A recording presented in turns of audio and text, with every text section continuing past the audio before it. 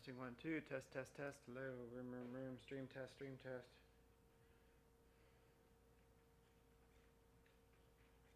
Do you mind if I move your stuff over here? Oh, yeah, sorry. No, you're good. Keep Sorry. pulling things out of there. No. Testing 1, 2, test, test, test, test. Testing 1, 2, test, test, test.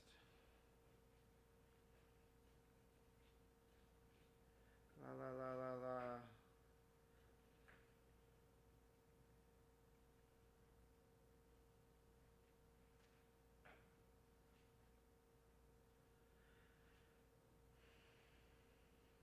Da, da, da. Stream test, stream test. Hello, hello, hello. Streaming test, stream test.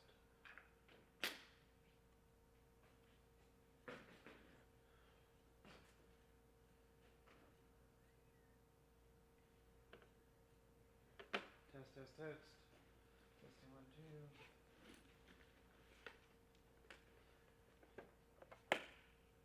Testing 1, 2, test, test, test, test, test, test.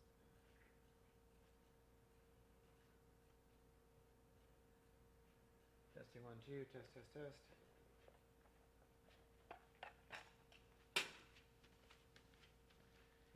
Test, test, test.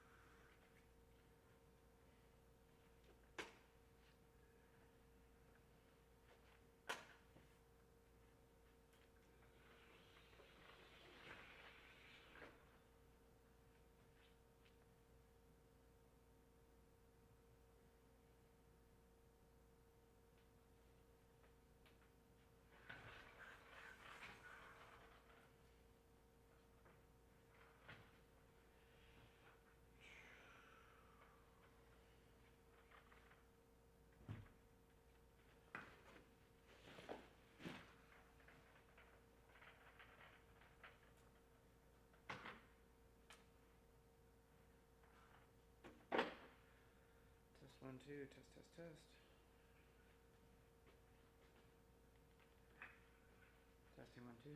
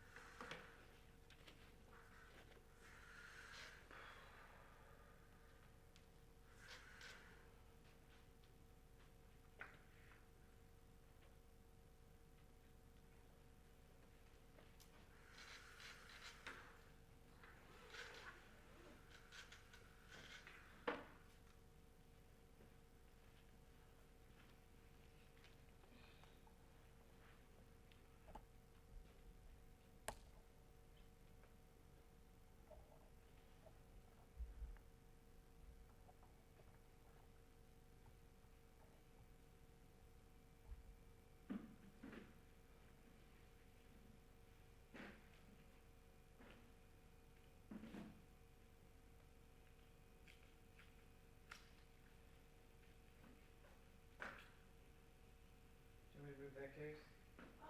No, that's fine. I think that was a bit of No, no, no, no, no. It's okay. I was just like thinking what to do with the chairs. line up against the wall. Yeah. No, I want to keep all the chairs to this side. Ah.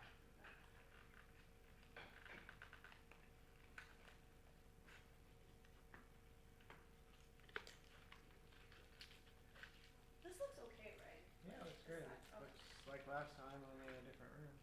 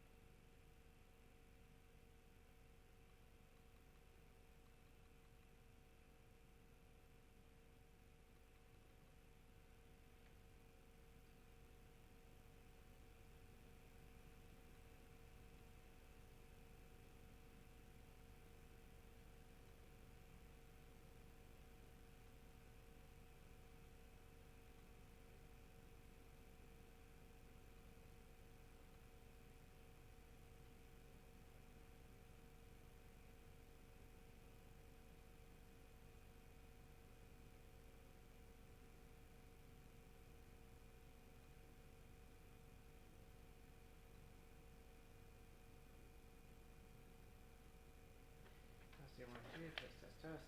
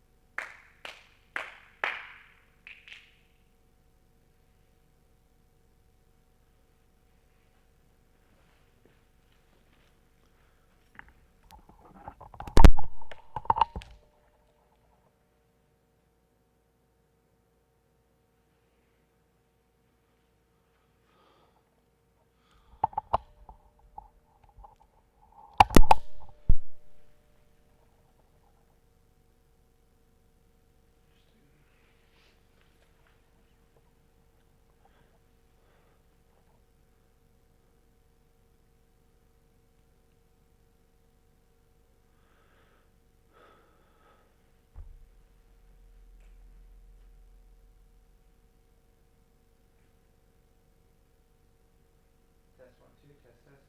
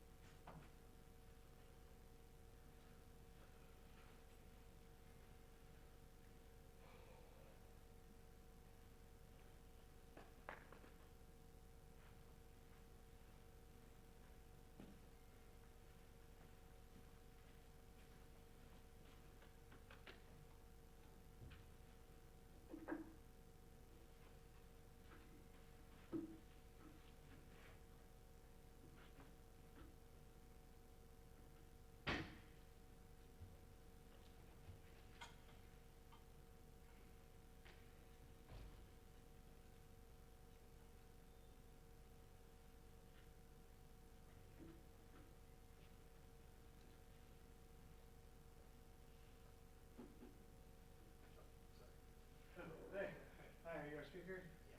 Cool. I'm going to get you set up. Is it gonna get recorded?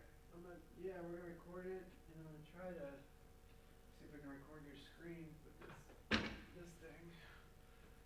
Trying to recreate your slideshows is always a problem. That would be really great. The other night I have to record it on my computer, so I'm gonna give a practice talk for something next week. So if you are recording, it would be great because then I can. Yeah, I'm gonna record you, but like normally we just record the slides, but then like I'm I'm finding out that like when you export the slides as JPEGs, it like takes the final slide. So like if you have 4 different things, like they're transition, if they're not separate slides. Oh. So if you have, you know, a graphic in each corner, and like if you had 4 separate slides, then it comes out as 4 separate slides. But if it's got like the weird, the funky yeah, things I do that, have those. yeah, it just outputs the final thing. I see. And then it's a pain, and then like, so we're gonna hook your computer up here, and it should go into this, and then go out to the screen. And if you've got time to do that now, then Yeah, let's try it. I mean, why not? I don't know how to. That would save me hours in editing, which is. I can imagine. Yeah, I don't know. I agreed to that. I thought it'd be a lot easier, and then last week I'm just like, oh my gosh, this is too many hours of you got a HDMI direct if you want. Yeah, sure. That's not my. That's their adapter. So let's see what happens.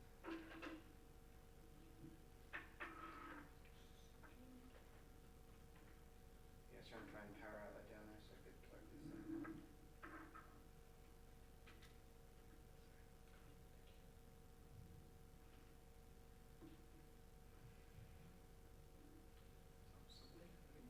Something.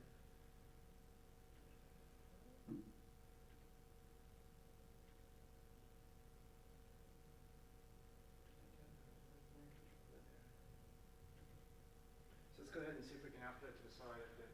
Yeah. I don't know how to on this screen. I don't know how any of that works. How you load the screen. Should work. Oh, you mean this? Projector, yeah. I've never been in here before. Is it on? No, nothing's on.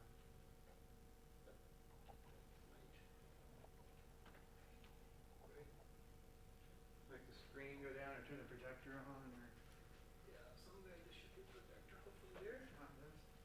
No, I think these are just light. Seems like at least. Is it on this thing? Oh, my. No, this thing. There's another screen. Room computer, lecturing. What would you like to display? Oh. Probably that one. Yeah. Wow. Well, together we're going to all figure it out. I know.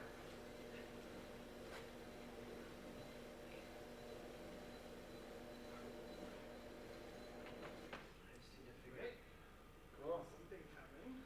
Is that alright, so I just need to remember to record here. Is it working? Is it showing up? Seems like it. Yeah, let's see. Alright. It's recording here. Cool. I just need to remember to record right there before. And that's it. That's it. Let me find a power outlet.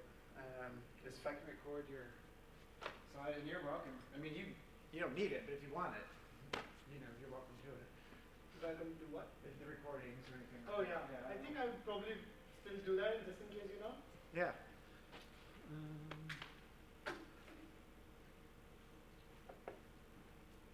Yeah, I give them to Roxanne, and then.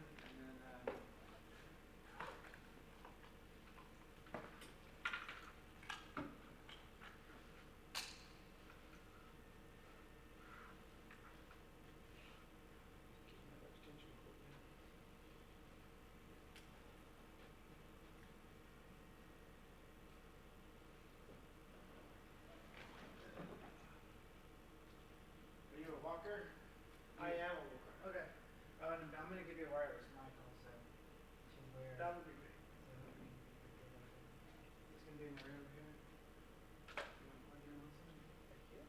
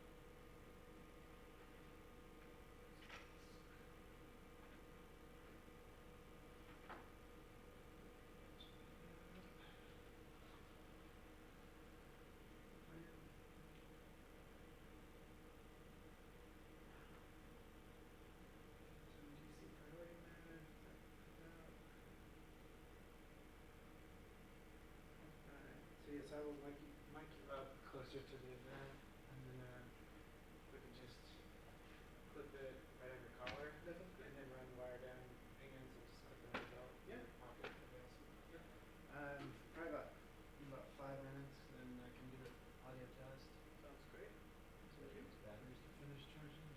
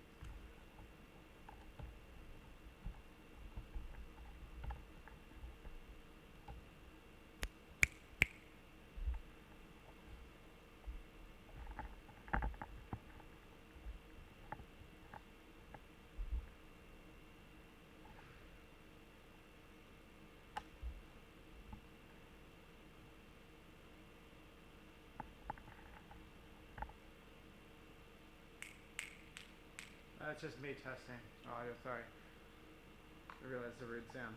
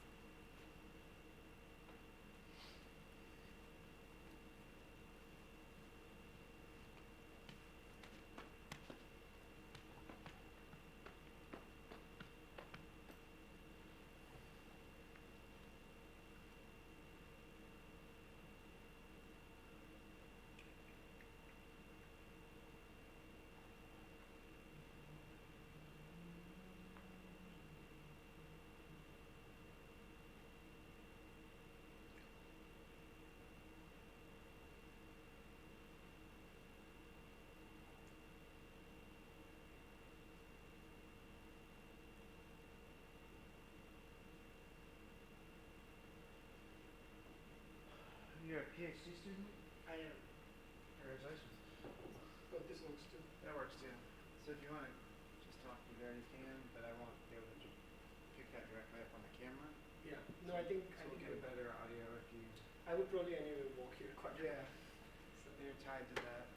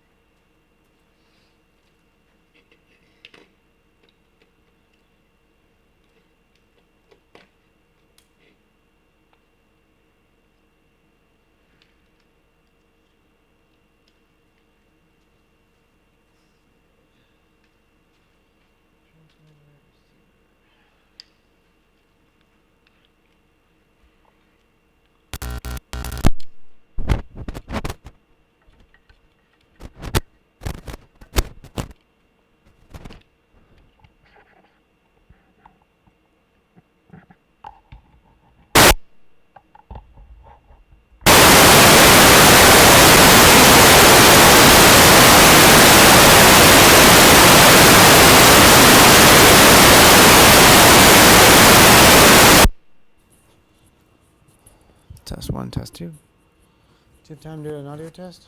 Yeah, absolutely. Yeah. It will be actually good because this is something I always have to struggle with. Go ahead and pull that up through your shirt.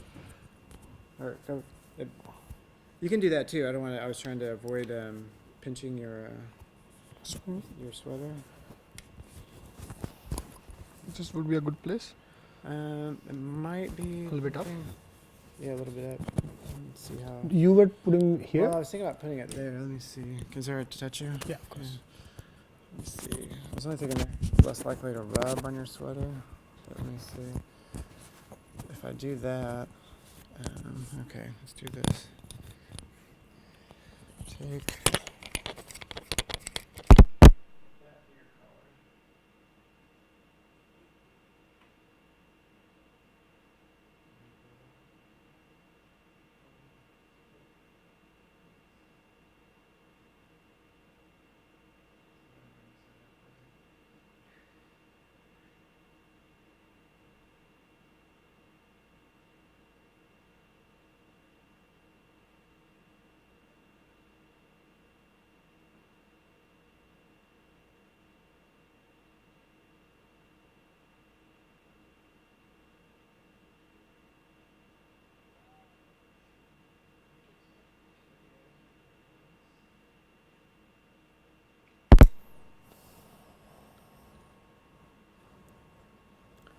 Okay, it's unmuted, so you can just hold that, or you can kind of wrap it and put it in your pocket. Let me just see. Go ahead and talk. You can just tell me anything. Tell me what your presentation is about. Tell me what you ate for breakfast. Sure. Hello. Is it on? It's on. I'm hearing you. Okay. I'm only gonna hear it. It's not amplified in the room. Oh, it's not. No, I don't have access to that system. No, that's okay actually. This This goes straight into my camera. that's actually much better because then I would be way less nervous, to I would be love it honest. if we had an amplification in here. I haven't figured that out. It's only my second week here. No, that's totally okay. I, to be honest, prefer it that way. Yeah. And then So let me just put it in my pocket and then. that's fine.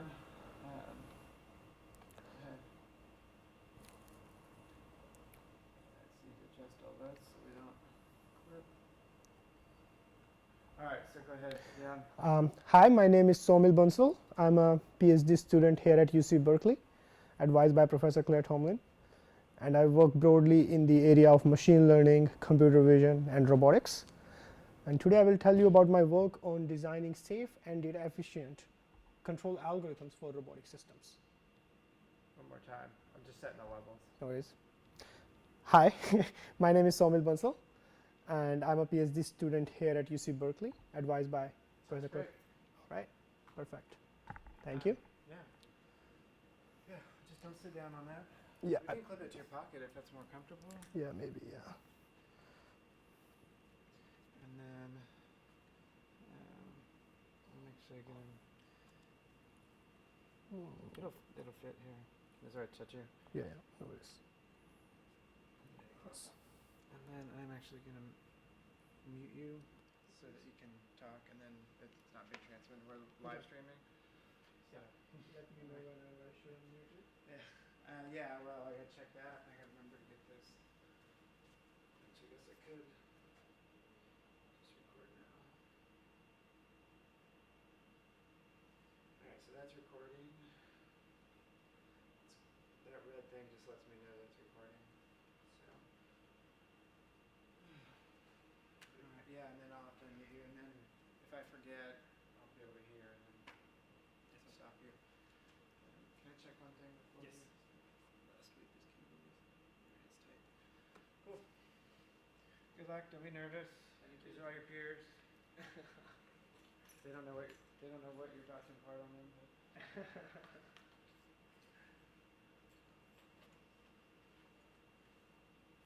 what's your actual major? Electrical engineering. Electrical engineering? Okay. I was a COBOL programmer in the Marine Corps. Sorry? COBOL programmer in the Marine Corps back in the 80s. Oh wow. I don't know if anybody even uses that anymore. Nice. That's very cool. I don't know what you guys do. Well, we probably hear a lot even if you don't want to. I'm glad that you guys are doing whatever it is you're doing.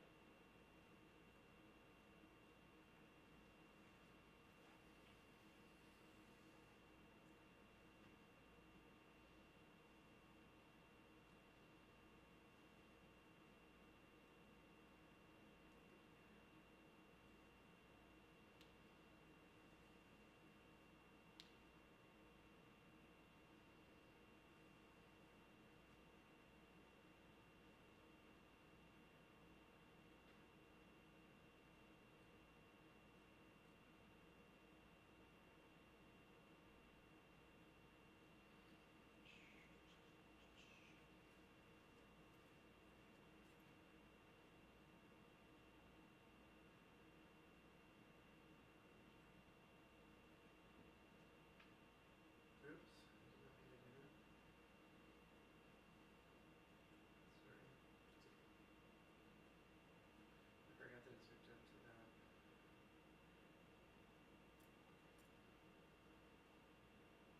Alright, I'll back now. I'll touch it. Thanks. Usually that monitor's the last thing in the chain. I've forgotten.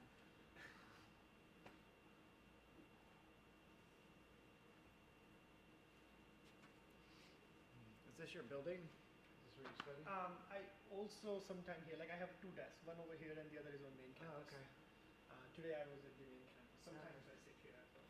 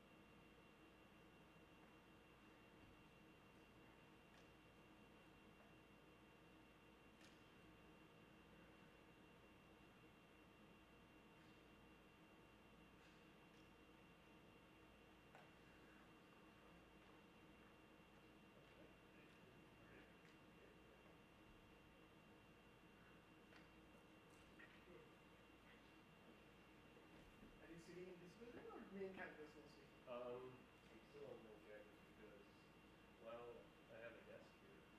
They told me that there's no furniture yet. So That's an interesting case. yeah. Yeah.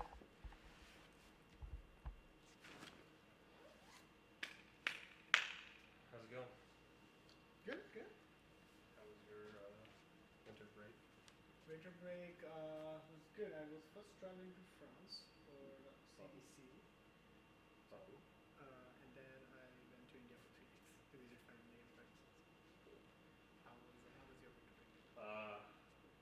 I just went home to Texas for a week to visit my parents, and that was about it. Where were you? Where are you? Where your parents are from in Texas? San Antonio. Yeah. Ever been?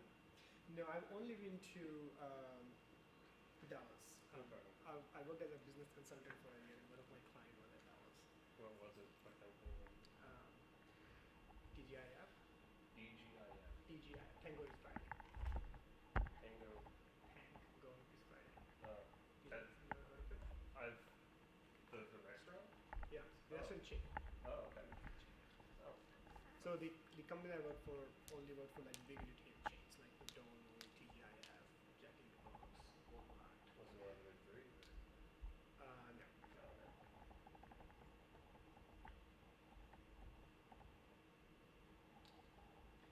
Are you almost done with PhD or? I graduated. Okay. Yeah. So now I'm a postdoc. Nice. Yeah. As of last semester. And I assumed you would graduate too. No, I will graduate actually this summer. You will graduate this summer? Yeah.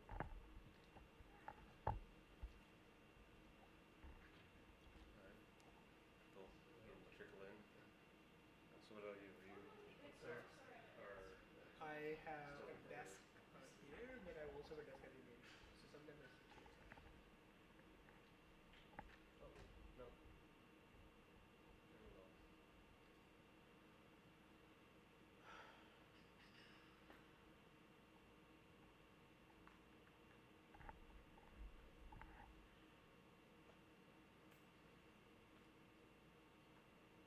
It's a very bad day to give talks in robotics group. What? I think it's a very bad day to give talks in a robotics group.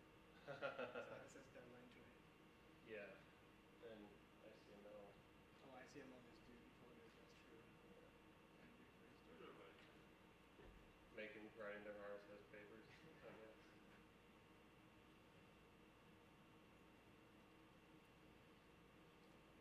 Not here due to Berkeley time.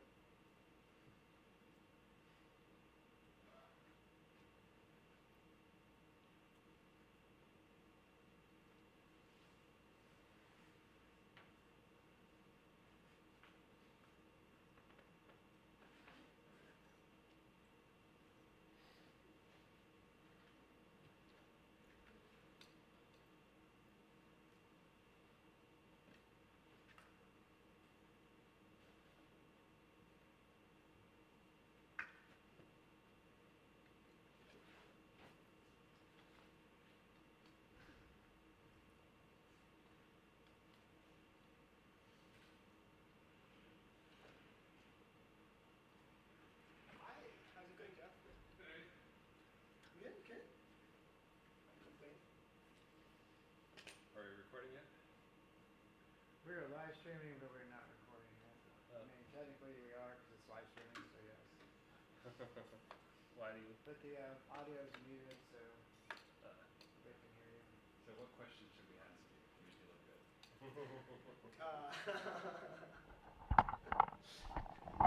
No, what does dynamics mean?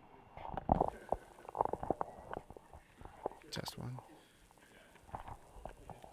What questions should we ask you to make you look bad? Jeff has a lot of questions that you do.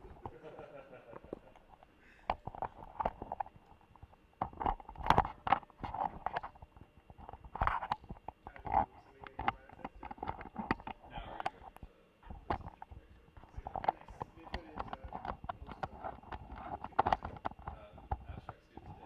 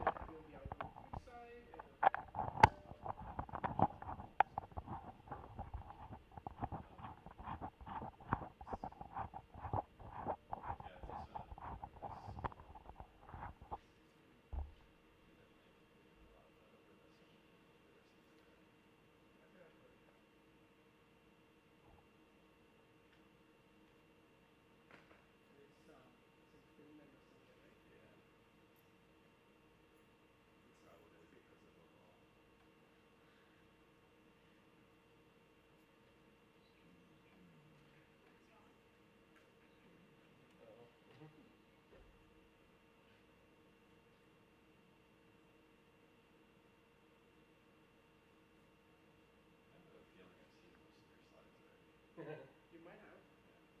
Have you seen that one before? Not this one. Not this one specifically. I've seen all the images from it though before. You have, yes. Yeah, you have seen these images for sure. That resident vision, I've never seen that before. 4 squares labeled resident 50. Yeah, it's much more than that. I don't know. I mean, putting 4 squares on top of each other. I'll have to go settle in. Break a leg, I guess. Huh? Break a leg.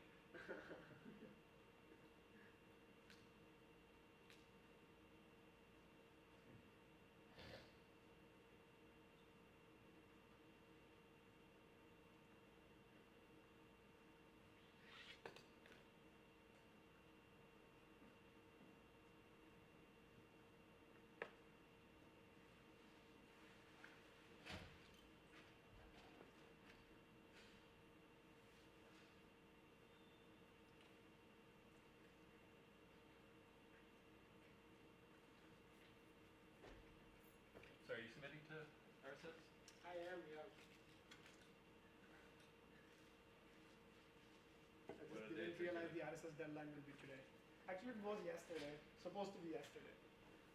But just happened to be.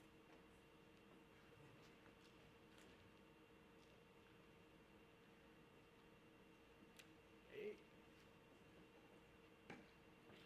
How's it going, Spencer? Pretty good, how are you? Not bad, not bad. Sweet days. Huh? Sweet. It's all for him. Yeah, yeah.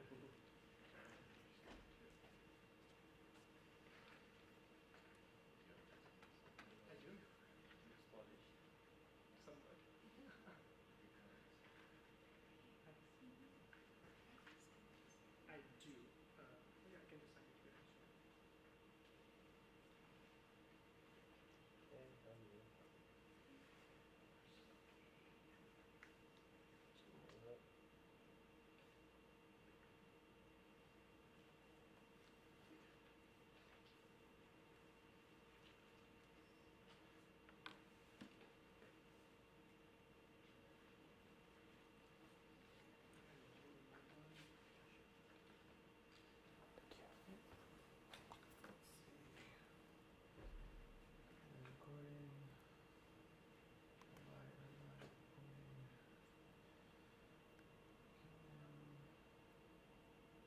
Cool.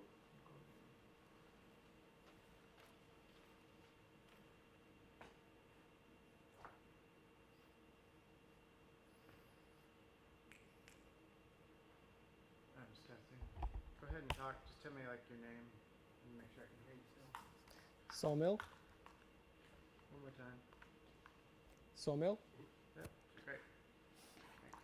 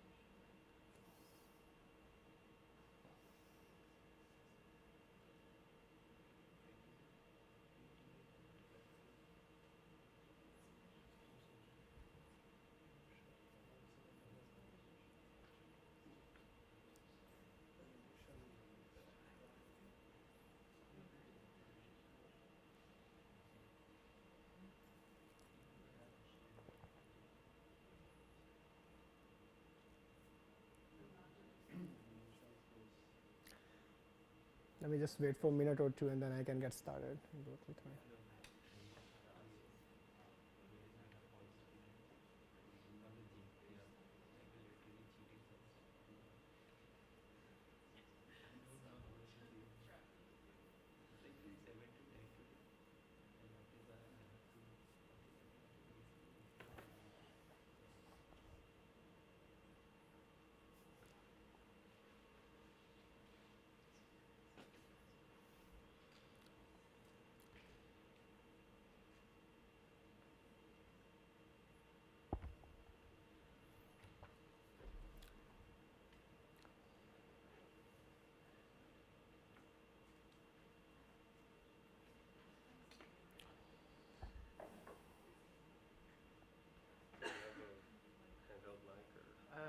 can take this one off when it comes time for Q&A. It won't amplify to the room, but That's fine. or they can come up and stand right next, like here, and ask a question. It'll pick up on there. Did you? I think you said you were going to get a longer cord so we could. Yeah, I got a 25-foot. No, it's like a 15-foot cable, but yeah. Yeah, I guess I'll just. So like the questions at the end. Yeah. Yeah, I'll take it off because this is like my backup audio recording for him. Sure. So I don't want to take it off now. Okay. But once the questions start, it's fine. Okay. That's the best I could do on short notice for this kind of thing. All right. I don't know how to patch into your room. I don't know how to patch into the room to amplify it. Oh, no, that's fine. I think the microphone is mostly entirely for but the recording. Yeah, they won't be able to hear it. So. Yeah.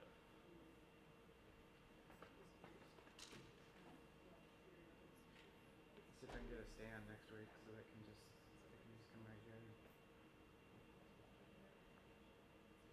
I think if we make people get up, but nobody will ask any questions. Yeah. I don't know if it won't reach the back of the room.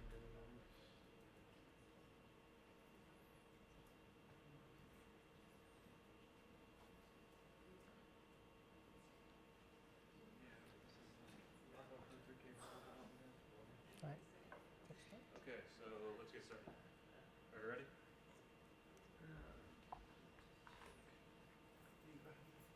Is the sound on? That's recording. Yeah. Sound is on. Can you hear me? All right, everyone. So, welcome to our second of the semester BDD BAIR CPAR seminar. Our speaker this week is Somil Bansal. He's a student with Claire Tomlin who's been working on robotic control and robotic backlaying for a while now during his PhD. And, I've known Somil for a few years now, and he always seems to have been way more accomplished than me and everyone else. So I assumed he had graduated like 2 years ago, but apparently he's still here and outperforming all of us still. So let's all thank him for his, I'm sure to be interesting talk. Thank you for the great introduction. And so hi, I'm Somil, and today I will talk about my work on designing safe and data efficient control algorithms for robotic systems. Machine learning, and in particular deep learning, has led to tremendous progress in domains like computer vision, natural language processing, and even speech recognition. And motivated by these successes, now machine learning approaches are being explored for robotic systems. And they've shown some really promising results. So here, for example, is a fetch robot, which is using a reinforcement learning algorithm to navigate in Google cafeteria. And you can see that it's a very challenging and constantly changing environment, but the robot is able to navigate in this environment very well. Going deeper into the algorithm, even though it can adapt very nicely to new environments, but it takes over 5 million samples to train this robot. Moreover, this robot failed unexpectedly, which leads to unsafe behaviors, specifically when you are, and this is a challenge specifically when you are designing these algorithms for safety critical systems. And let me contrast this with what we could have done in 1980s. So this is a video from Stanford, this is called Stanford Cart. And here, using a simple image processing tool along with model-based control, you can see this cart can navigate very nicely around unknown obstacles. And not only models have been used for control, they have been used for decades to design safety critical systems. And I'm sure you have all experienced this one safety critical system here. And here, models are used for the safety verification of the system. Now this is great, but the challenges with these model-based approaches is that they are mostly being used when the environment is controlled or constrained. So for example, the same Stanford car that I just showed fails whenever you take it out in the outdoor environment, wherever there are shadows as well as the bright spots right next to each other. Similarly, to make sure that the airspace is safe, it's a highly controlled environment. So we have these model-based approaches which are highly data efficient, can provide safety guarantees, but are mostly limited to the constrained environments. So a natural question to ask is, can we combine the complementary strengths of model-based approaches with learning-based approaches? And that's what my research focuses on. It brings tools from computer vision and machine learning and combine them with the control theoretic approaches to design safe and data-efficient learning algorithms. And so this will be the outline for my talk. I will first discuss how we can use learning to capture unmodeled dynamics of the robotic systems. Then I will talk about how we can use learning-based perception and combine them with model-based control. And then, as I said earlier, the safety, a lot of these systems are safety critical systems, so then I will talk about how we can also ensure the safety of these perception action loops that we have just designed. And then I will conclude with some future work. So one of the earliest use of learning that I explored in my work was to capture hard to model environment effects. So just to make that concrete with an example, suppose this robotic arm needs to stir the jelly in a given pattern. Now we understand the dynamics of this robotic arm very well, but it is very hard to model the complex interaction between the jelly and this robotic arm. Now I approach this problem from a control theory standpoint, and my first gut reaction is that, oh, let's use a high gain feedback controller, meaning let's just treat this unmodeled effect as disturbances and just apply more force to just go through this jelly. And when we tried that, this jelly just splashed right out of the bowl. So then we thought, can we use learning here to model this interaction between the fluid, this jelly in this case, and the robotic arm? In particular, we started with the dynamics model of the robotic arm and learned an incremental model which is sufficient to complete the task at hand, which means stirring the jelly in a given pattern. And this can be done in a data efficient fashion, and here is the end result. So you can see the robot, I mean, you don't know the trajectory that it's supposed to stir, but it was supposed to stir in a circular fashion, and it is able to do very well by combining learning and control together. So I've just shown you an example of how learning and control can be used together to capture the unmodeled dynamic effect and improve the control performance by capturing the effects. But I guess for a lot of systems, we already have a very good dynamics model to control the system well. And where we really need learning is for perception. So for the rest of my PhD, I was primarily focusing on how we can use the advances in learning-based perception in particular and combine them with the control theoretic approaches. And one of the canonical problem that we are using to understand this interaction between perception and control is that of the autonomous navigation. So here the problem is that the robot starts at a given position and it wants to go to a goal position in an environment where it does not know any of the obstacles or the topology beforehand. So it does not know any of these gray obstacles beforehand. All it has is a monocular RGB camera mounted on the robot, which will give it the first person view like this, which it can use to navigate in the environment. Now, autonomous navigation is a very well-studied problem in various communities, I would say, and so we looked into different approaches that people have taken to solve this problem. And one of the approaches that has gained a lot of traction recently is end-to-end learning, where you learn to produce control commands to be applied on the robot directly from the images seen by the robot.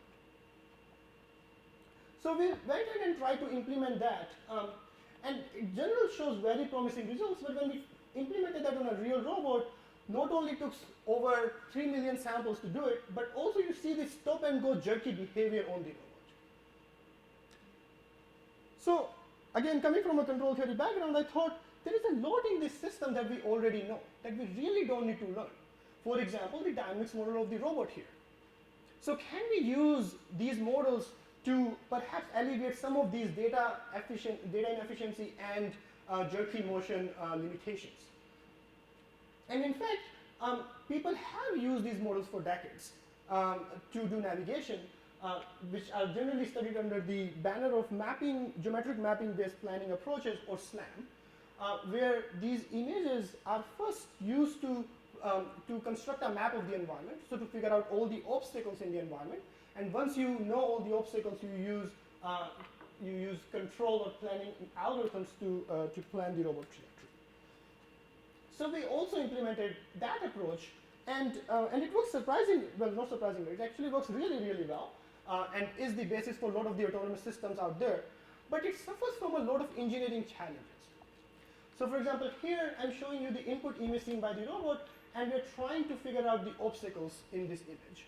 And this black area here represents where we were not able to infer whether that's a free space or an occupied space. So it fails around thin chair legs, or when there is ambient light present in the scene. And like we ask ourselves that these are the kind of cases where the contextual or where the scene understanding can really help us, and we don't really need to rely on the exact geometry of the system or exact geometry of the scene. So then we ask ourselves, can we somehow combine these complementary strengths of end-to-end learning approaches, which can enable the robot to generalize in new environments, along with the data efficiency of mapping and planning-based approaches? And so we propose a modular framework that combines a learning-based perception module with a dynamics model-based planning and control module. And here, the learning module or the perception module takes as input and the image that the robot sees and use a convolutional neural network to produce a desired next state for the robot, which we call a waypoint. So this is the state that the robot should go next. And once we know where the robot should go, we use the dynamics model to plan and control the robot trajectory, which is being done over here. And then once you reach that waypoint, you get a new image, and then you get a new waypoint, and you repeat the entire procedure until the robot reaches the goal. Going into a little bit of the implementation details, to implement the convolutional neural network, we are using a state-of-the-art image classification network, ResNet 50, which then again outputs a waypoint. So this waypoint is the XY position and the orientation with which the robot should reach that position. And then we use a very simple 4D planar dynamics model, or this is also called the car model sometimes, for modeling the robot, which gives us a trajectory for the robot, which we then track using LQR control.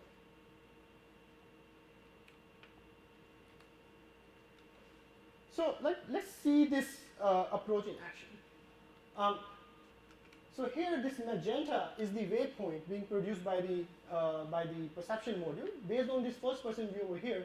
And you can see this waypoint is guiding the robot away from the obstacles and towards the goal, while maintaining a very smooth trajectory around the corners.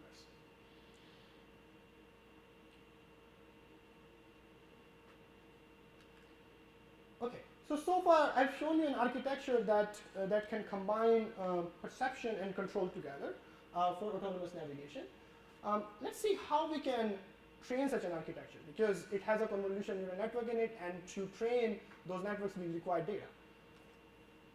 So we train this framework actually entirely in simulation, and in particular we use optimal control to generate that training data. So we use this simulated Stanford building data set. So these are the scans of Stanford buildings. And we take some of those buildings and randomly sample some start and goal position. But the nice thing about this simulation environment is because it's in simulation, we also know all the obstacles in the environment. So we formulate an optimal control problem that we will then solve to figure out the optimal waypoint.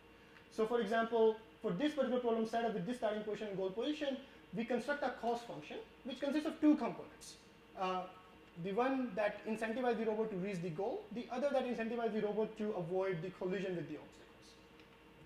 Now, given this cost function, we ask which robot trajectory would minimize this cost function subject to system dynamics, the system control constraints, and obviously we are given a starting position from which the robot starts. And this problem can be equivalently converted into a spline-based planning, which is essentially you are limiting your trajectories to polynomial trajectories. And what that means is that you just ask this optimal control problem for an endpoint that the robot should go to, such that the resultant trajectory minimizes the cost function. And that's how we collect our data. So we start with some problem, we have an image renderer that we obtain from the simulator, and we have a waypoint optimizer, and at each point we do that. So we collect an image and an optimal waypoint. The robot moves, we get a new image and a new waypoint, and we keep doing that to collect more and more data. And once we have all this data, we train our convolutional neural network using supervised learning, again in simulation. So then the natural next step is that, okay, we train this network using simulated data, but can it really navigate in new environments? Because that's where we really wanted to use learning for. So we tested this network in simulation, but in a new building. And the first comparison that we did was with end-to-end learning. So here, end-to-end learning has the exact same architecture as our method, except that it does not have a dynamics and control module. It rather directly produces the control commands to be applied on the robot. But it was trained on exactly the same number of data samples and the same data as our method. And so looking at the results, what we found is that our method is way more successful in reaching unseen goals. But what was more interesting is where this gap comes from between our method and end-to-end learning. And that gap comes from wherever the robot or whenever the robot needs to navigate around tight corners or narrow corridors. And this was interesting because these are precisely the problems where an intricate and precise control of the system is required to avoid a collision. And those are the cases where model can really help you in planning the trajectory without adding any additional burden on learning. Might that just be because if in a data-driven system you might get fewer samples in tight corners than like the rest of the floor plan? So it could be, but for example, we train this end-to-end system for more number of data samples when we realize this. And at some point we realize that adding more sample does not help.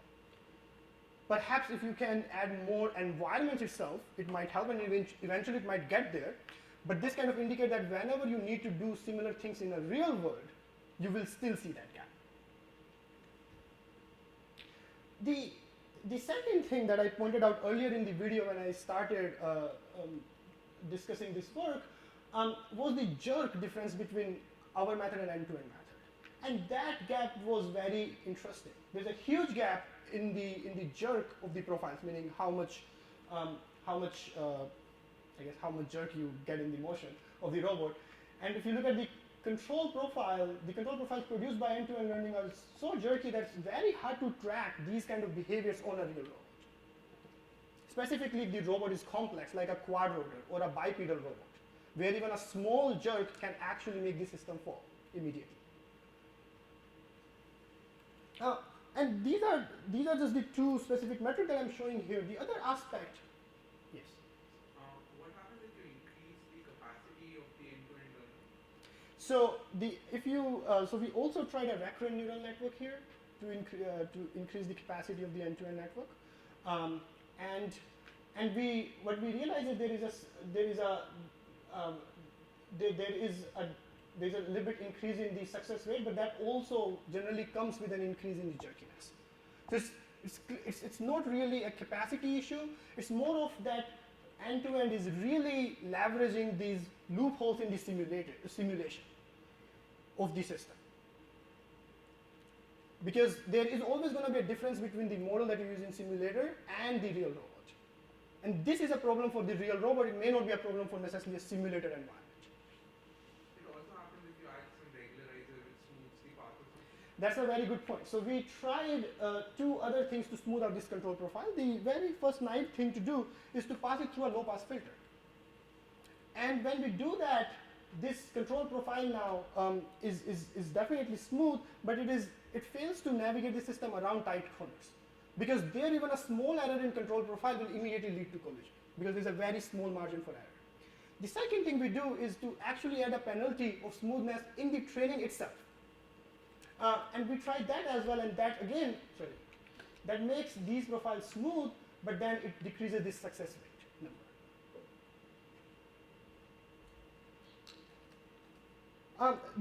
The other point to note here is that because our architecture is modular between perception and control, we can actually take this ground vehicle. There is no reason to just keep that ground vehicle there and plug in a quad rotor or a bipedal robot without retraining the perception module.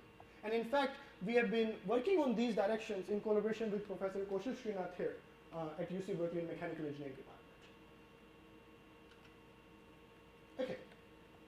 So far I've shown you how our method can generalize to new environments in simulation. But that's great, but our main goal was to do it for real robots. So let's see how far we can go with this method in terms of real robots.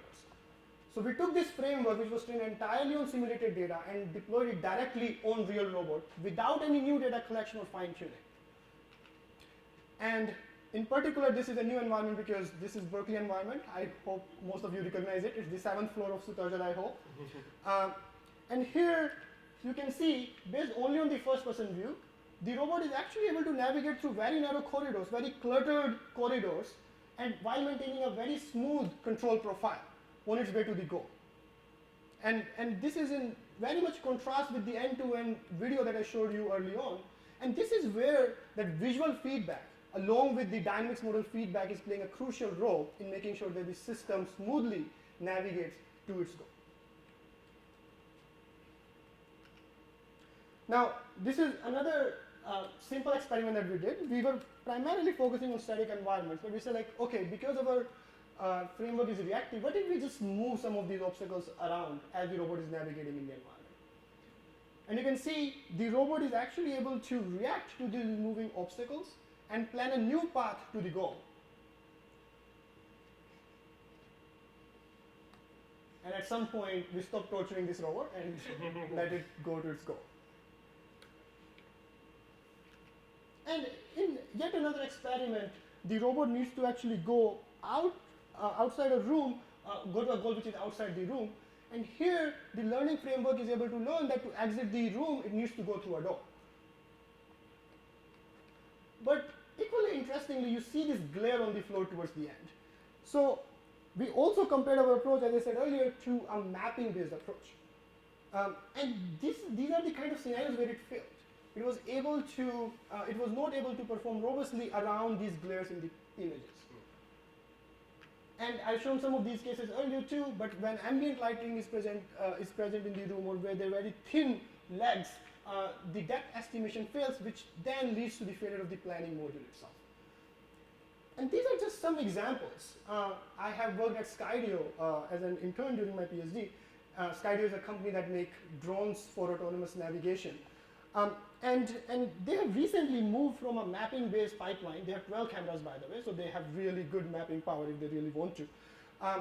They've switched from a mapping-based pipeline to a learning-based pipeline, because they tried to patch up a lot of the challenges with mapping-based pipeline, but it still fails around thin tree branches or narrow power lines out in the outdoor environments, or when there are tiny water droplets on their camera lenses.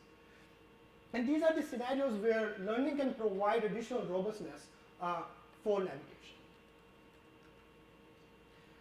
But that is not to say that learning and mapping are supplementary, and that is generally the view people take on these approaches.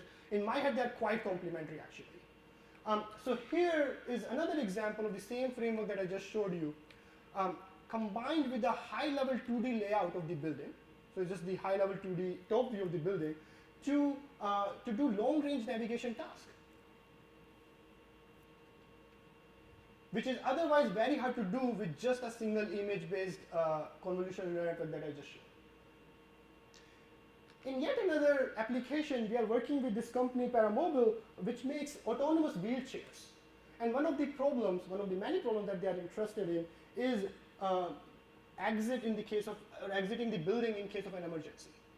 So here we are using maps for the navigation in the building, because this is a known building. But to actually recognize the exit signs, we are using learning. So here the depth estimation is combined with recognition modules, which are primarily learning based, for efficient navigation in these environments. And I will show you later that how combining mapping and learning together is also the basis for providing safety guarantees for these frameworks. here. Okay, so let me summarize what I've just told you so far. So here I've shown you a framework that combines learning-based perception with model-based control to combine the complementary strengths of learning, which means adaptability to the new environment, with the complementary strengths of control, which is data efficiency. Now, other than the main task of main goal of this work, which was to enable autonomous navigation, there were some other observations that we made during this project, which I found to be very useful for my other learning and control programs. And one of them was that optimal control can sometimes be too optimal. So if you recall, I'm using optimal control to generate supervision. And so my goal generally is to go from a starting position to a goal position and find a trajectory to do so. Now, because we know all the obstacles during the training time, the optimal control would just barely brush off the obstacle. But when I try to reproduce the same sort of profile or same sort of trajectory with a network, with a convolution neural network, that was extremely hard, because any network would have some errors. And in these kind of trajectories, the error margin is really small. So we had to generate these trajectories in a way to provide a larger error margin for our network. The second is we've shown you the generalization from simulation to real world. And to do so, we added a whole bunch of image distortion during the training time, like blur, contrast, brightness, and we also added perspective distortions. Those were really useful to make sure to take into account the field of view differences in simulation and real world. And finally, we took our framework, which was trained using supervised learning, and tried to do reinforcement learning on top of that to improve the performance further in real world. Even though our attempts were, I would say, preliminary, but so far we haven't been able to do so. In fact, it degrades the performance of the supervised network itself. I'm curious about the image distortions. Are you only using? Do you only use I guess basic hue contrast stuff? You said your big problem was glare and light differences, and I mean you could probably set up a way to programmatically do that in Photoshop or something. Is that something you tried or thought about? Or? So we haven't explicitly done it, but we have also added some other sort of distortions, like soda and pepper noise and stuff like that. With these kind of distortions, our method was able to actually handle the glare, as I showed you in the experiment. Mm-hmm. That particular glare issue was for the mapping-based approach that we could not resolve. Mm-hmm. Certainly, there are some other cases where our network still fails, mm-hmm. and where these kind of ideas might be really, really useful, and I would love to explore them in the future. Right, but no matter how much you train these CNNs, they will fail. So here is another example of the robot working in another unknown environment, and it collides into this chair. And that's because we have trained this network on Stanford building data set, which have different sort of chairs compared to Berkeley chairs. And obviously you would say, well, that's expected. You are trying to test it on something that is outside the data distribution. But the point I'm trying to make is that there will always be something that is outside your data distribution, and you probably won't know what is that outside region is. So it is important to somehow ensure or wrap these methods around a safety framework. Excuse me. And so there could be two notions of safety here. The first one is the input-output analysis of the convolution neural network itself, meaning you're trying to ask which images would lead to a prediction error in the CNN output. And the second is you monitor the output of the CNN to recognize a failure and to provide a corrective safe action in the case of a failure. And in my work, I've been taking the latter view, and in particular, I use Hamilton-Jacobi reachability analysis to provide safety guarantees for around these modules. So let me go into a little bit more detail of how we can do that. So first thing first, when do the safety guarantees that I'm going to provide soon will hold? They will hold under some assumptions. The very first assumption is that they rely on the model of the robot, so they will be only as true as the model itself. The second is that we are primarily operating in the static environments. Still a priori unknown, so we don't know the obstacles, but these are static environments. The second, we assume that we have a sensor that can give you the perfect occupancy within its field of view. There is no assumption on its range or type or field of view, but whatever it is giving you, it is perfect. Okay, so let's see with those assumptions how we can provide safety guarantees around these learning-based perception modules. And to understand our framework, let's consider a simple example. Suppose the robot starts at this position facing in this direction, and it wants to go to this goal position. There is an obstacle in the environment, this gray area, but the robot does not know about that beforehand. In this particular case, for simulation purposes, we are considering a camera sensor, so the robot knows that within this blue region, everything is free. Now, in light of when nothing is known about the environment, we treat everything that we don't know as an obstacle. Now, that's a very conservative assumption, but this will allow us to provide safety guarantees against unseen and potentially unsafe parts of the environment. Obviously, as the robot will move, we will refine this assumption, and I will explain how.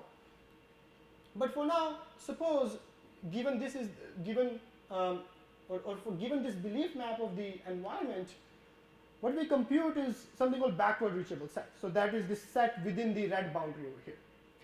Now this set has the property that as long as this robot is inside this set, there exists a control to keep the system inside the set forever, or never go into the unseen or potentially unexplored part of the environment.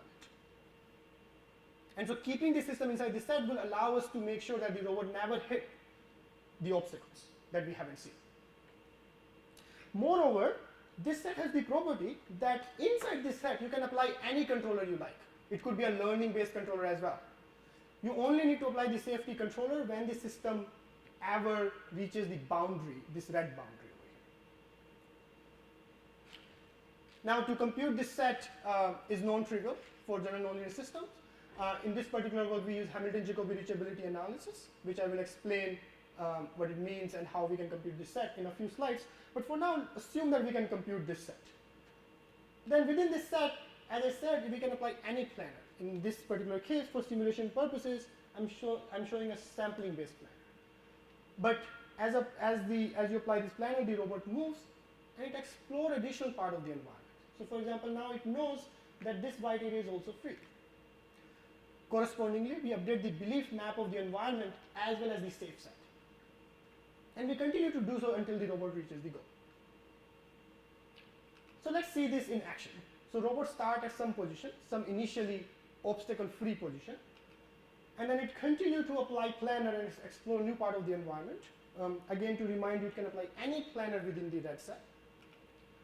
If it ever hits the red boundary, so if the planner ever takes it to the red boundary, that's the only time safety controller intervenes and pushes the system inside the set.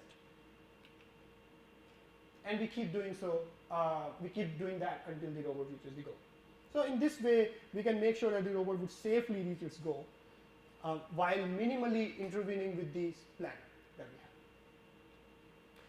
And that's great, but there are a few things to notice here. The number one is I made several assumptions. And the very first one is that the sensor is perfect within its field of view. This is static. Sensor is perfect within its field of view, and the environment is static. And the second assumption I made is that we need to compute these safe sets and update them in the real time as the robot is moving through the environment, and none of which are trivial. So let me explain how we can potentially compute these safe sets, why it is challenging to compute them in real time, and how we can potentially overcome that challenge. Marcellus. So how did you model your disturbance when you were computing safe sets? So how do you model as in, so disturbances can be taken into account in Hamilton-Jacobi reachability analysis, as I will show soon, is the, or Yeah, what are the, because I'm trying to recognize the differences between what you're doing here and then what you were doing previously with just the regular path planning problem.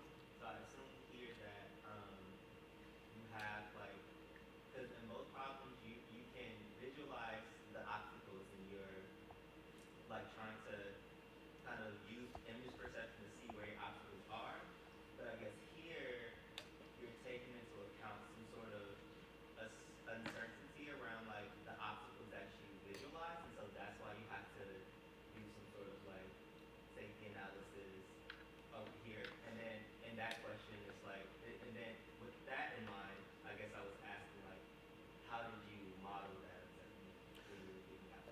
Yeah, so I think here in the previous work that I showed earlier, I'm not trying to explicitly figure out where the obstacles are. The learning module just takes the image and directly try to tell you where to go next. So that is more like if I want to go from here to there, I'm not trying to reason about where the chairs are, where these benches are. I'm just trying to figure out that I want to go there next, roughly. But here, I'm assuming there's an additional sensor that is giving you the local occupancy information. Does that answer your question? That's the difference here. Okay. So let me go into Hamilton-Jacobi reachability analysis to compute this safe set. And to understand Hamilton-Jacobi reachability analysis, let's consider a very simple example. So suppose we want to compute the set of states from which we can make sure that the robot never enters into this furniture. And this is just one example. Obviously, in the case that I'm interested in, I don't know all the furniture beforehand. That's the whole point. And I will compute this safe set assuming everything that I don't know as an obstacle. But for the sake of this example, assume that we know the obstacles. Then the first step in the reachability analysis is to define a dynamics model of the system. So I'm again using this 4-dimensional model for this ground vehicle, and I add some disturbances in it, and these disturbances, for example, can capture all the unmodeled effects. For example, obviously the friction affects the robot, but I'm not capturing that in my dynamics model. So these are the disturbances that can capture those kind of effects. And then we figure out what are the states that we want to avoid. So in this case, we just want to avoid the obstacles. So furniture is our unsafe state, and this is our free space. So let's just see a top view of the same environment. So here the gray region is representing the obstacle and the white area is filled.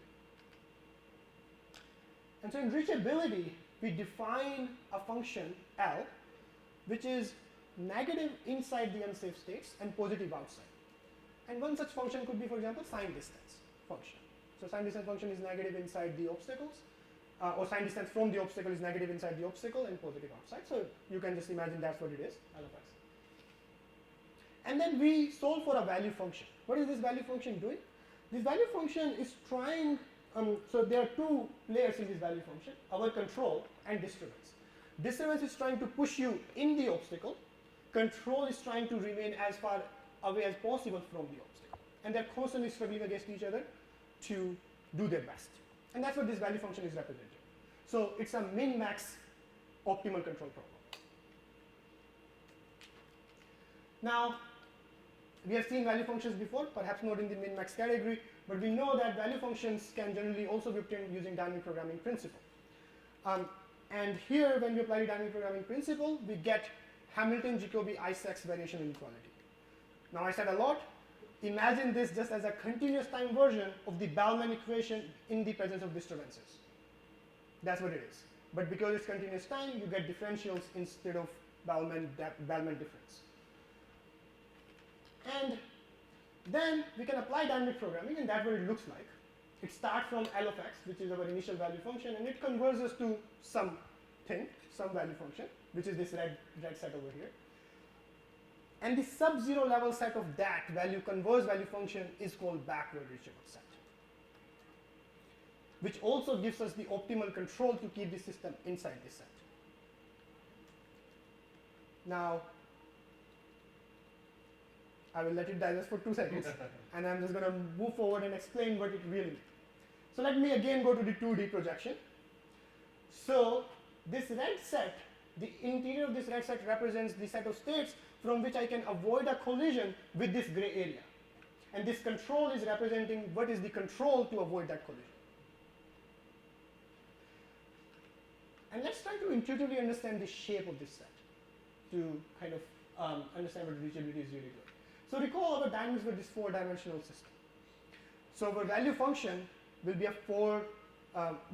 its input will be a 4-dimensional vector, right? Our state. Here I'm showing only the 2D slice of that value function in x and y space, the position space, for the heading of pi by 2, meaning the robot is facing upwards, with some positive speed. So when the robot is here, that means that the robot is already moving with a positive speed, and it is so close to the obstacle that even if it tries its best, it cannot stop in time to avoid a collision. And that is being indicated by this red boundary, that if you cross this red boundary, you cannot avoid a collision. So this state is as bad as the obstacle itself. Whereas if a robot is here, then it's facing this way and has some positive speed, the obstacle is very far away. So it has some time to stop, and hence here the boundary is actually coinciding with the obstacle itself. If I would have looked at the same state, but with the slice of minus pi by 2 heading, that you would have seen the same kind of retraction in the boundary as you have seen over here. And reachability does that for all possible combination of speed, position, and heading at the same time. And here is a little bit intuitive to visualize this, but you can imagine as this system gets more and more complex, it's very hard to visualize these sets. But that's the beauty of math, that will allow us to compute these sets automatically. Except that these methods are dynamic programming based, and they suffer from curse of dimensionality. So for example, to compute this set, it takes about 52 seconds on a 4-dimensional system. But we want to compute and update these sets in real time. 52 seconds is certainly not a real time. And so to actually update these sets in real time, we use this key insight that we don't really need to compute these sets all over from scratch every single time. We can only locally update the safe set based on the new information about the environment that we have obtained. So let me quickly explain what that means. So suppose at any particular given time, the robot knows that this white area is free, and so belief map would tell everything in the gray area is assumed to be obstacle, and this yellow boundary is this reachable set boundary. Now robot moves slightly, and what it realizes is actually this part of the environment is also free. So this area between the dark gray boundary and the light gray boundary is just newly discovered to be free. And for understanding of the algorithm, I'm just showing the different levels of that value function that I showed you earlier. So as you go inside this set, you are more and more safe, and as you go inside on this side, you are more and more unsafe. And the 0-level boundary represents the boundary after which which differentiate the safe states from unsafe states, or what we also call backward reachable set. So rather than trying to compute the new value function everywhere in the state space, why don't we just do the local computation around the newly explored region of the state space? Because that's where a new information has been acquired. But the problem with the value iteration or value update is that if you update the value at a particular state, it affects its neighboring state values as well, and then its neighboring state as well. So you cannot just decide that I'm going to update here and that's be fine. That can't be done. So we have to take that into account. But the good news is, even if you do that, so here I'm showing the computational region in which the value is being updated right now, so that is represented by the states within the blue boundary. It never touches this part of the state space. So even though you had to update the value function here, because you updated the value function here, you never had to update it over here. And that's giving you computational advantages. You are touching way fewer states for the value update. And so much that it reduces the computation time from 52 seconds to under 0.9 seconds. And because a lot of people in the room are computer scientists, I should say this is in MATLAB. This is a horrible idea to do. So we have another implementation of this framework which uses the same computational tools that are powering learning-based methods like GPUs, which reduces its computation time further by a factor of 100. And that allows us to apply these frameworks in real time. So let's go to the hardware now and see this framework in action. So where does this safety verifier intervenes? So remember the autonomy, so consider a sample autonomy stack. Here there's a perception and planning module. This could be a learning-based module. So this was a convolution neural network which is outputting a waypoint, for example, earlier. And there is a control module. Now we take the safety verifier algorithm that I just showed and we insert it between the perception module and the control module. So if the perception module is keeping the system inside the red boundary, it does nothing. But whenever the perception module tries to output a trajectory which will put the system outside the red boundary, it intervenes and keeps the system inside the red set.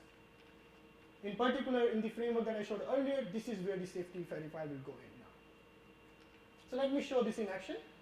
This is the same experiment where the robot was failing earlier and colliding into this chair.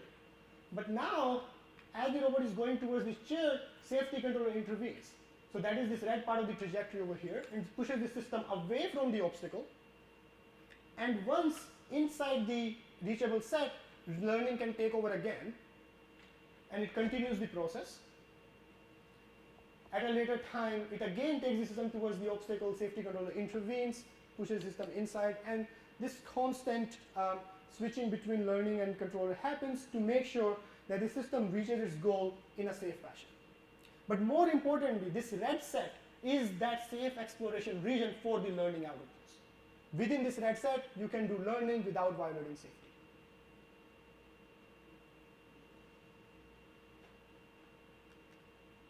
So I started with the idea of combining machine learning, computer vision, and control theory together to perhaps the advantage of all these three in the same algorithm. And I've shown you several examples where combining the three can give you adaptability to the new environments via learning, but at the same time allow you to do so in a safe and data efficient fashion because of the use of control in the loop. Okay, I was going to go in the future work, but I know I have 5 minutes left, so I can go into that, or I was supposed to stop here and answer questions. So fine with either. Are there any questions? Maybe let me ask, are there any questions before I go ahead? Yes. I'm just curious, when you were trying to use reinforcement learning to replace your classical controller, were you using the optimal controller as like imitation learning data, or did it have access to that oracle in the same way the supervised model did? So we tried reinforcement learning on top of supervised learning. Right. So we started that as a warm starting, but after that, we were not doing that in an imitation learning fashion. Because the main reason for doing supervised learning, reinforcement learning, is to kind of fill up this gap between simulation and reality. Mm-hmm. And so if I use optimal control, I'm relying on some model, and that has the exact same problem. Uh-huh. So we were using the classical reinforcement learning algorithms, like TRPO, for example. And sorry, were you using the output of the supervised network as how did the reinforcement learning and the supervised network work together? Yeah. So that's a good question. So essentially, you can imagine that now so you have to consider a different system whose action space is the waypoint. Okay. Yeah. So the waypoint is now your action, and your reward is obviously the reaching the goal. So it's a sparse reward here. And now your algorithm is trying to, and your policy network is that convolution network. Right. Okay. So it's a little bit abstract system compared to what we typically have in reinforcement learning. Right. Okay. And then for the end-to-end training, when you were comparing that against the supervised waypoint planning, but that one, did the end-to-end network get any information on what the optimal controller would suggest there? That is trained on exactly the same supervision layer. So it's imitation learning. Okay. It is. Yeah. Gotcha. Because otherwise it's a little bit unfair to compare the two. Right, methods. okay. That was that. There is another version of this end-to-end framework where we use also reinforcement learning, so value iteration network actually inside it, which is the video that I showed you early on when I started that project. Any more questions?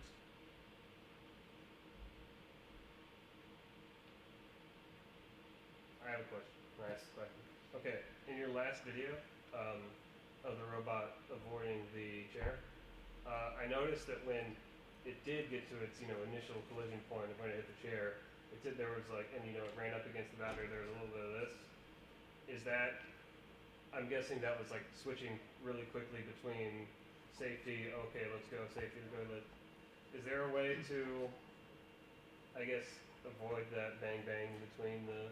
Yeah, that's the term. Yes, bang bang bang. So that is one property of Hamilton-Jacobi reachability, that it tries to push you maximally inside the safe set.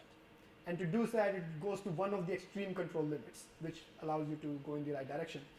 And you're right that that's a problem for general systems. And in fact, that's one of the directions we're working on right now. One simple thing you can do is that there are multiple controls which will keep the system safe. Anything that's tangent to the boundary, you can imagine, will keep you inside the safe set. So you can pick the one that is, I guess, in some sense, closest to what learning was trying to do. So that will make sure that you are not jerking the system too hard. So that's a discrete, I guess. Is it, when you're talking about individual controllers, is this a discrete like family of controllers rather than like a continuous sort of like represent? I was thinking like like a barrier function or something, such that you would have sort of a gentle slope away towards back into the safe set. But is that, I guess, is that not a thing? Or So that could be a thing. So for example, what that would mean is, so value function, one way to think about backward reachable set is that barrier function. But the problem with these functions is that they may not even be differentiable. So they may not necessarily be smooth. In fact, one of the things that makes it hardest to compute these sets for continuous time compared to discrete time is that in continuous time, these sets may not even be Lipschitz continuous, let alone be differentiable. There's no, okay. And specifically when the obstacle shapes are funky. So if you realize the obstacle shapes were like, they were really funky. Yeah. And so it is acting as a barrier function, except that it does not go, it may not necessarily act in a very smooth way. So there, okay. Just like you, yeah. There's no smooth barrier function, or Exactly. Not necessarily. In some cases it could be, but in other cases it may not be. For example, for an obstacle boundary which is circular, it will be. right. Oh yeah. But in other cases it may not. Yeah, I guess that makes sense. Okay. Do you want to take one more question? Yes, sure. Yeah, so I'm like stuck in the chicken and egg problem here. So you said like you basically computed the safety set, so you have a safety area that you can do the learning. But you already have a safety set already, so why don't you just like put the safety set add on the optimal control and use that as a constraint so that you have a safe optimal control region already. So why choose the learning if you already have a safety set that you can trust and you have optimal control? Yeah, so that's a good question. I think there are multiple reasons for that. Number one is that learning may not necessarily be just required to avoid an obstacle. So I give you this another example where you want to exit the building, and learning was required to recognize the exit signs. So safety is still that you do not want to collide into obstacles, but learning is required to achieve your high-level goal of actually exiting the building. Something that just based on the obstacle you cannot do. Does that make sense?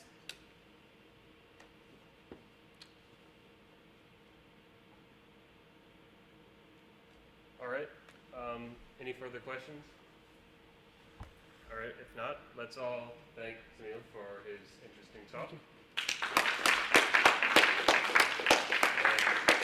And he has a bonus video for us, or Sorry? what is this? A bonus video, or? Well, this was no. No, this is just one of the featured action I did not get a chance to go into. But Oh.